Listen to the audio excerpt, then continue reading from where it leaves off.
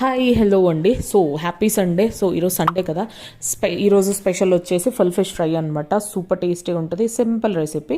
So దీనికి వచ్చేసి ఫిష్ని cut చేయించుకొని వచ్చిన తర్వాత మంచిగా క్లీన్ చేసి పక్కన పెట్టేసుకొని మిక్సీ జార్ తీసేసుకుని అందులోకి అల్లం, తెల్లగడ్డ, కరివేపాకు, పచ్చిమిర్చి, ఆనియన్ ఎక్కువ వేయొద్దండి, జస్ట్ ఒక హాఫ్ ఆనియన్, దాంతోపాటు ఉప్పు, పసుపు, కారం, ధనియాల పొడి, కొంచెం మెంతిపిండి, అలాగే జీలకర్ర పొడి, మిరియాల పొడి, హాఫ్ లెమన్ పిండేసి మసాలానంతా మంచిగా పేస్ట్ చేసేసుకొని ఇప్పుడు మనం ఆల్రెడీ వాష్ చేసి పెట్టుకున్న చేపలకి ఘాట్లు పెట్టేసి పక్కకు పెట్టేసుకోండి.